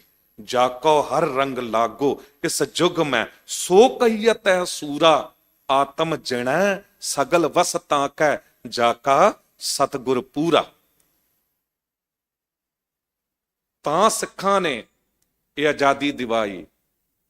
ਕਾਲੇ ਪਾਣੀ ਜਿਨ੍ਹਾਂ ਨੂੰ ਭੇਜਿਆ ਗਿਆ ਅੰਗਰੇਜ਼ਾਂ ਵੱਲੋਂ, ਉਹਨਾਂ ਵਿੱਚ ਸਭ ਤੋਂ ਵੱਧ ਸਿੱਖ ਸਨ। ਕਾਰਗਿਲ ਦੀ ਜੰਗ ਤੋਂ ਲੈ ਕੇ ਹੁਣ ਤੱਕ ਵੀ, ਮੁਗਲਾਂ ਤੋਂ ਲੈ ਕੇ ਫਿਰ ਚਾਈਨਾ ਨਾਲ, ਪਾਕਿਸਤਾਨ ਨਾਲ ਜੰਗ, ਭੁਲਾ ਸਕਦੇ ਨੇ ਜਨਰਲ ਜਗਜੀਤ ਸਿੰਘ ਅਰੋੜਾ ਨੂੰ, ਜੋ ਬੰਗਲਾਦੇਸ਼ ਇਹ ਕਿਸਨੇ ਜਿੱਤ ਕੇ ਤੇ ਫਤਿਹ ਹਾਸਲ ਕੀਤੀ ਸੀ? ਅਸਲ ਵਿੱਚ ਸਿੱਖਾਂ ਦਾ ਦੇਣਾ ਇਹ ਦੇਸ਼ ਨਹੀਂ ਦੇ ਸਕਦਾ, ਪਰ ਸਿੱਖਾਂ ਨੇ ਦੇਸ਼ ਕੌਮ ਲਈ ਹਮੇਸ਼ਾ ਕੀਤਾ ਹੈ ਤੇ ਅੱਗੇ ਵੀ ਕਰਦੇ ਹੀ ਰਹਾਂਗੇ। ਸਾਹਿਬ ਕਹਿ ਰਹੇ ਨੇ, ਹਰ ਹਰ ਨਾਮ ਜਪਤ ਜਨ ਤਾਰਿਓ। ਕਹਿੰਦੇ ਵਾਹਿਗੁਰੂ ਦਾ ਨਾਮ ਜਪਣ ਨਾਲ, ਜਨ ਦਾ ਅਰਥ ਹੈ ਸੇਵਕ, ਵਾਹਿਗੁਰੂ ਦਾ ਨਾਮ ਉਹਨੂੰ ਤਾਰ ਦਿੰਦਾ ਹੈ ਸੇਵਕ ਨੂੰ। ਅਗਨ ਸਾਗਰ ਗੁਰ ਪਾਰ ਉਤਾਰਿਓ। ਇਹ ਜਗਤ ਅਗਨ ਦਾ ਸਾਗਰ ਹੈ, ਅੱਗ ਹੈ। ਅਗਨ ਸਾਗਰ ਬੂਦਤ ਸੰਸਾਰਾ, ਨਾਨਕ ਬਾਹਾਂ ਪਕੜ ਸਤਿਗੁਰ ਨਿਸਤਾਰਾ। ਹਰ ਪਾਸੇ ਅੱਗ ਹੈ। ਦਾਵਾ ਅਗਨ, ਬੜਵਾ ਅਗਨ, ਜਠਰਾ ਅਗਨ, ਅੰਦਰ ਵੀ ਪੇਟ 'ਚ ਅਗਨ ਹੈ। ਕਹਿੰਦੇ ਤੈਨੂੰ ਉੱਥੇ ਕਿਹਨੇ ਬਚਾਇਆ? ਮਾਂ ਦੇ ਗਰਭ ਦੀ ਅਗਨ ਵਿੱਚ। ਮਾਤ ਗਰਭ ਮੈਂ ਆਪਨ ਸਿਮਰਨ ਦੇ, ਤਹ ਤੁਮ ਰਾਖਨ ਹਾਰੇ। ਇਹ ਅੱਗ ਦਾ ਸਮੁੰਦਰ ਹੈ, ਜਿੱਥੇ ਵੈਰ ਵਿਰੋਧ ਦੀ ਅੱਗਾਂ ਨੇ, ਜੈਲਸ ਦੀ ਅੱਗਾਂ ਨੇ। ਬੰਦਾ ਕਿਸੇ ਨੂੰ ਵੇਖ ਕੇ ਬਰਦਾਸ਼ਤ ਨਹੀਂ ਕਰ ਪਾਉਂਦਾ, ਸੜ ਰਿਹਾ, ਸੜ ਰਿਹਾ। ਤੁਸੀਂ ਦੇਖੋ, ਕੋਈ ਬੰਦਾ ਅੱਗੇ ਵੱਧ ਰਿਹਾ ਹੈ, ਕਾਮਯਾਬੀਆਂ ਲੈ ਰਿਹਾ ਹੈ, ਤੁਹਾਡੇ ਕੋਲ ਦੋ ਤਰੀਕੇ ਨੇ, ਜਾਂ ਤੇ ਉਹਨੂੰ ਪ੍ਰੇਰਣਾ ਬਣਾ ਕੇ ਆਪਣੀ ਸਾਰੀ ਪਾਵਰ ਜੋ ਹੈ ਉਹ ਆਪਣੇ ਆਪ ਨੂੰ ਉੱਚਾ ਚੱਕਣ ਵਿੱਚ ਲਾਓ, ਜਾਂ ਦੂਜਾ ਰਸਤਾ ਇਹ ਹੈ ਕਿ ਆਪਣੀ ਸਾਰੀ ਪਾਵਰ ਜੋ ਹੈ ਉਹਨੂੰ ਥੱਲੇ ਢਾਣ ਵਿੱਚ ਲਾ ਦਿਓ, ਉਹਨੂੰ ਖਿੱਚਣ ਵਿੱਚ ਲਾ ਦਿਓ, ਉਹਨੂੰ ਬਰਬਾਦ ਕਰਨ ਵਿੱਚ ਲਾ ਦਿਓ। ਤੇ ਤੁਹਾਨੂੰ ਕੀ ਮਿਲੇਗਾ? ਅੱਗ ਤੁਹਾਡੇ ਅੰਦਰ ਬਲ ਰਹੀ, ਸੜਨਾ ਤੁਹਾਡਾ ਅੰਦਰ ਹੈ, ਦੂਜੇ ਦਾ ਥੋੜਾ। ਜ਼ਹਿਰ ਤੁਹਾਡੇ ਅੰਦਰ ਬਣ ਰਿਹਾ ਹੈ, ਕਾਮ ਕ੍ਰੋਧ ਲੋਭ ਮੋਹ ਅਹੰਕਾਰ ਦਾ, ਤੇ ਤੁਸੀਂ ਕਹੋ ਦੂਜਾ ਸੜ ਜਾਵੇਗਾ, ਐਸਾ ਤਾਂ ਨਹੀਂ ਹੋ ਸਕਦਾ। ਬੀਜ ਜਿੱਥੇ ਪੈਗਾ ਉੱਥੇ ਦਰਖਤ ਬਣੇਗਾ। ਇਸ ਕਰਕੇ ਇਹ ਜੋ ਹਰ ਪ੍ਰਕਾਰ ਦੀ ਅਗਨ ਹੈ, ਇਸ ਤੋਂ ਬਚਣ ਦਾ ਤਰੀਕਾ ਇੱਕੋ ਹੀ ਹੈ। ਕਹਿੰਦੇ ਇਹਦੇ ਉੱਤੇ ਬਾਣੀ ਰੂਪੀ ਅੰਮ੍ਰਿਤ ਪਾ ਦਿਓ, ਵੀ ਅੱਗ ਬੁਝ ਜਾਵੇਗੀ। ਤੇ ਸਤਿਗੁਰੂ ਕਹਿੰਦੇ ਇਸ ਅੱਗ ਦੇ ਸਾਗਰ ਤੋਂ ਗੁਰੂ ਨਾਮ ਦੇ ਕੇ ਪਾਰ ਉਤਾਰ ਦਿੰਦਾ ਹੈ। ਰਹਾਉ ਦੀ ਪੰਕਤੀ ਹੈ। ਸਾਹਿਬ ਅੱਗੇ ਕਹਿੰਦੇ ਨੇ ਰਹਾਉ ਦੇ ਕੇ, ਕਰ ਕੀਰਤਨ ਮਨ ਸ਼ੀਤਲ ਭਏ। ਕੀਰਤਨ ਕਰਕੇ ਨਾ ਮਨ ਸ਼ੀਤਲ ਹੁੰਦਾ ਹੈ, ਮਨ ਠੰਡਾ ਠਾਰ ਹੁੰਦਾ ਹੈ। ਤੇ ਕੀਰਤਨ ਕੀ ਹੈ? ਕੀਰਤ ਰੂਪੀ ਅੰਨ। ਇਹ ਕੀਰਤ ਰੂਪੀ ਅੰਨ ਸਿਰਫ ਕੀਰਤਨ ਗਾ ਕੇ ਨਹੀਂ, ਹੁਣ ਕਥਾ ਸੁਣ ਰਹੇ ਹੋ ਤਾਂ ਵੀ ਇਹ ਤੁਹਾਨੂੰ ਅੰਨ ਮਿਲ ਰਿਹਾ ਹੈ। ਇਹ ਤੁਹਾਡੀ ਆਤਮਾ ਬਲਵਾਨ ਹੋ ਰਹੀ ਜੋ ਭੁੱਖੀ ਹੈ। ਅਸੀਂ ਗੁਰਦੁਆਰਿਆਂ ਵੱਲ ਜਾਂਦੇ ਆ ਨਾ, ਤੇ ਬੰਦਾ ਲੰਗਰ ਵੱਲ ਛੇਤੀ ਦੌੜਦਾ ਹੈ, ਤਨ ਦੀ ਖੁਰਾਕ। ਮੈਂ ਐਸੇ ਬਹੁਤ ਸਾਰੇ ਲੋਕ, ਭੈਣਾਂ, ਮਾਤਾਵਾਂ, ਬਜ਼ੁਰਗ ਵੇਖੇ ਨੇ, ਗੁਰਦੁਆਰੇ ਆਉਣਗੇ, ਮੱਥਾ ਟੇਕਦੇ ਹੀ ਬਸ 5 ਮਿੰਟ ਵੀ ਨਹੀਂ ਬੈਠਣਾ ਹੈ, ਤੁਰਦਿਆਂ ਤੁਰਦਿਆਂ ਨਿਕਲਣਾ ਹੈ, ਤੇ ਲੰਗਰ ਹਾਲ ਵੱਲ ਜਾ ਰਹੇ ਹੁੰਦੇ ਨੇ। ਹੁਣੇ ਤੇ ਆਇਓ, ਕੀ ਗੱਲ ਹੋ ਗਈ? ਕਹਿੰਦੇ ਨਹੀਂ ਜੀ ਜਾਣਾ ਹੈ, ਸੋਚਿਆ ਲੰਗਰ ਦਾ ਇੱਕ ਫੁਲਕਾ ਛਕ ਲਈਏ, ਉਹ ਬੁਰਕੀ ਮੂੰਹ ਨੂੰ ਲਾ ਹੀ ਲਈਏ। ਵੀ ਉਹ ਲੰਗਰ ਤਾਂ ਬਣਿਆ ਸੀ ਬੇਫਿਕਰ ਹੋ ਕੇ ਤੂੰ ਕੀਰਤਨ ਕਥਾ ਸੁਣ ਸਕੇ, ਇਹ ਭੋਜਨ ਛਕ ਸਕੇ ਜੋ ਹੁਣ ਛਕ ਰਿਹਾ। ਤ੍ਰਿਪਤ ਭਈ ਸੱਚ ਭੋਜਨ ਖਾਇਆ, ਮਨ ਤਨ ਰਸਨਾ ਨਾਮ ਤੇ ਆਇਆ। ਇਹ ਤੇ ਤੁਸੀਂ ਇੱਥੇ ਵੀ ਛਕ ਸਕਦੇ ਸੀ। ਉਹ ਦੂਜਾ ਲੰਗਰ ਤੇ ਘਰ ਵੀ ਮਿਲ ਜਾਵੇਗਾ। ਜਿੰਨਾ ਕੁ ਤੁਸੀਂ ਉੱਥੇ ਟਾਈਮ ਲਾਉਣਾ ਇੱਥੇ ਲਾ ਲਓ, ਜਾਂ ਫਿਰ ਲੰਗਰ ਛਕਦਿਆਂ ਉੱਥੇ ਜੋ ਕੀਰਤਨ ਕਥਾ ਦੀ ਆਵਾਜ਼ ਆ ਰਹੀ ਹੈ ਨਾਲ ਨਾਲ ਇਹ ਵੀ ਸੁਣੋ। ਸਤਿਗੁਰੂ ਅੱਗੇ ਕਹਿੰਦੇ ਨੇ, ਜਨਮ ਜਨਮ ਕੇ ਕਿਲ ਵਿਖ ਗਏ। ਕੀਰਤਨ ਕਥਾ ਸੁਣਨ ਨਾਲ ਜਨਮਾਂ ਜਨਮਾਂਤਰਾਂ ਦੇ ਕਿਲ ਵਿਖ, ਕਲੇਸ਼ ਸਾਡੇ ਜੀਵਨ ਵਿੱਚੋਂ ਨਿਕਲ ਜਾਂਦੇ ਨੇ। ਸਰਬ ਨਿਦਾਨ ਪੇਖੇ ਮਨ ਮਾਹੇ। ਨਿਦਾਨ ਦਾ ਅਰਥ ਹੁੰਦਾ ਖਜ਼ਾਨਾ। ਕਿਸੇ ਕੋਲ ਇੱਕ ਖਜ਼ਾਨਾ ਹੋਵੇ ਨਾ, ਤੇ ਉਹ ਬੜਾ ਆਪਣੇ ਆਪ ਨੂੰ ਅਮੀਰ ਕਹਿੰਦਾ ਹੈ। ਕਹਿੰਦੇ ਸੱਜਣਾ, ਉਹ ਖਜ਼ਾਨਾ ਪਤਾ ਨਹੀਂ ਤੇਰੇ ਸਰੀਰ ਨੂੰ ਅਰੋਗ ਰੱਖ ਸਕੇਗਾ ਜਾਂ ਨਹੀਂ, ਤੇਰੇ ਮਨ ਨੂੰ ਸ਼ਾਂਤੀ ਦੇ ਸਕੇਗਾ ਕਿ ਨਹੀਂ, ਪਰ ਇੱਕ ਖਜ਼ਾਨਾ ਨਹੀਂ, ਸਾਰੇ ਖਜ਼ਾਨੇ ਤੈਨੂੰ ਮਿਲ ਸਕਦੇ ਨੇ ਤੇਰੇ ਅੰਦਰੋਂ ਹੀ। ਸਰਬ ਨਿਧਾਨ ਪੇਖੇ ਮਨ ਮਾਹੇ। ਸਾਰੇ ਖਜ਼ਾਨੇ ਮਨ ਵਿੱਚੋਂ ਵੇਖ ਲੈਂਗਾ ਕਦ? ਜੇ ਕਿਤੇ ਆਪਣੇ ਅੰਦਰ ਵਾਹਿਗੁਰੂ ਦਾ ਨਾਮ ਵਸਾਵੇਂਗਾ। ਅਬ ਢੂਡਨ ਕਾਹੇ ਕੋ ਜਾਹੇ। ਹੁਣ ਤੈਨੂੰ ਮਾਲਕ ਵਾਹਿਗੁਰੂ ਰੱਬ ਨੂੰ ਜੰਗਲਾਂ 'ਚ ਲੱਭਣ ਜਾਣ ਦੀ ਲੋੜ ਨਹੀਂ। ਬਾਹਰ ਢੂੰਡਨ ਤੇ ਛੂਟ ਪਰੇ, ਗੁਰ ਘਰ ਹੀ ਮਾਹੇ ਦਿਖਾਇਆ ਥਾ। ਘਰ ਹੀ ਮੈਂ ਅੰਮ੍ਰਿਤ ਭਰਪੂਰ ਹੈ, ਮਨਮੁਖਾਂ ਸਾਧ ਨਾ ਪਾਇਆ। ਕਹਿੰਦੇ ਉਹ ਤੇ ਅੰਦਰ ਹੀ ਹੈ, ਅੰਦਰੋਂ ਹੀ ਵੇਖਣਾ ਸ਼ੁਰੂ ਕਰ ਦੇਂਗਾ। ਦਿਲ ਅਗਰ ਦਾਨਾ ਬਬਦ, ਅੰਦਰ ਕਿਨਾਰਸ਼ ਯਾਰ ਹਸਤ। ਚਸ਼ਮ ਘਰ ਬੀਨਾ ਬਬਦ, ਹਰ ਤਰਫ ਦੀਦਾਰ ਹਸਤ। ਵੇਖਣ ਵਾਲੇ ਵੇਖ ਲੈਂਦੇ ਨੇ। ਜੰਗ ਦਾ ਮੈਦਾਨ ਤੇ ਖਾਲਸੇ ਦੇ ਸੈਨਾ ਦੇ ਸੈਨਾਪਤੀ ਨੇ ਆਪਣੇ ਸ਼ਸਤਰ ਉਤਾਰ ਕੇ ਆ ਕੇ ਦਸ਼ਮੇਸ਼ ਪਿਤਾ ਦੇ ਸਾਹਮਣੇ ਰੱਖ ਦਿੱਤੇ। ਕਹਿੰਦੇ ਸਤਿਗੁਰੂ ਅਸੀਂ ਕਿਸ ਤਰ੍ਹਾਂ ਜਿੱਤ ਸਕਦੇ ਹਾਂ ਜੇ ਸਾਡੇ 'ਚ ਹੀ ਗੱਦਾਰ ਮੌਜੂਦ ਨੇ। ਹੋਸ਼ ਸੰਭਾਲ ਸਿੰਘਾ ਕੀ ਕਹਿੰਦਾ? ਮੇਰੇ ਸਿੰਘ ਤੇ ਗੱਦਾਰ? ਹਾਂ ਸਤਿਗੁਰੂ, ਮੈਂ ਆ ਭਾਈ ਕਨ੍ਹਈਆ ਜੀ ਨੂੰ ਪਾਣੀ ਪਿਵਾਉਂਦਾ ਵੇਖਿਆ, ਬੁਲਾ ਲਿਆ ਭਾਈ ਕਨ੍ਹਈਆ ਜੀ ਨੂੰ। ਤੇਰੀ ਸ਼ਿਕਾਇਤ ਕਰਦਾ ਫੌਜਦਾਰ। ਸਤਿਗੁਰੂ ਨੂੰ ਤੇ ਪਤਾ ਸੀ, ਪਰ ਸਮਝਾਉਣਾ ਸੀ ਉਹਨੂੰ। ਤੂੰ ਗੈਰਾਂ ਨੂੰ ਪਾਣੀ ਪਿਵਾ ਰਿਹਾ। ਹੱਥ ਜੁੜ ਗਏ। ਮੈਂ ਪਿਲਾਵਾਂ ਗੈਰ ਨੂੰ ਪਾਣੀ, ਹੈ ਭੁੱਲਾ ਜਿਸ ਇਹ ਕਿਹਾ, ਕਿਉਂ ਨਾ ਹਰ ਮੁਖ ਛੁਆਵਾਂ ਤੂੰ ਹੀ ਤੂੰ ਜਦ ਦਿਸ ਰਿਹਾ, ਕਿਉਂ ਨਾ ਹਰ ਮੁਖ ਚੋਂ ਆਵਾਂ। ਤੂੰ ਹੀ ਤੂੰ ਜਦ ਦਿਸ ਰਿਹਾ, ਤੇਰੇ ਤੋਂ ਇਲਾਵਾ ਤੇ ਮੈਨੂੰ ਕੋਈ ਨਜ਼ਰ ਹੀ ਨਹੀਂ ਆਉਂਦਾ। ਪੱਥਰ ਤੇ ਪਰਬਤ ਸੋਹਣੇ, ਨਦੀਆਂ ਜੋ ਨਿਰਮਲ ਨੀਰ ਹੈ। ਮੈਂ ਨੀਝ ਲਾ ਕੇ ਦੇਖਿਆ, ਹਰ ਥਾਂ तेरी तस्वीर है, हर थां तेरी तस्वीर है। दिल के आईने में छुपा रखी है तस्वीरे यार। जब जरा गर्दन झुकाई देख ली, पर उस यार नूं बुलाउणा। सुन यार हमारे सज्जन, एक करों बेनंतियां, तिस मोहन लाल प्यारे ओ फिरों खोजंतियां। खोज आरंभ ही नहीं हुई ते फिर वो मिलेगा किस तरह? साहब कहंदे ओनू खोज प्रभ अपने जब भये दयाल, पूरन होई सेवक की कहाल। जद खोज आरंभेगा, अरदास करेगा, ते फिर कहंदे दयालु हो जावेगा, तेरी घालना पूरी होवेगी। बंधन काट किए अपने दास, सिमर सिमर सिमर गुणतास। फिर वो बंधन कट देगा। बंधन की है? बंधन मात पिता संसार, बंधन सुत कन्या अरनार। फिर इन्हां च रहेगा ते सही, ड्यूटियां ते निभावेगा, ਪਰ ਇਹ ਤੈਨੂੰ ਰੋਕ ਨਹੀਂ ਸਕਣਗੇ ਗੁਰਦੁਆਰੇ ਆਉਣ ਤੋਂ। ਇਹ ਤੈਨੂੰ ਰੋਕ ਨਹੀਂ ਸਕਣਗੇ ਕੀਰਤਨ ਕਥਾ ਸੁਣਨ ਤੋਂ।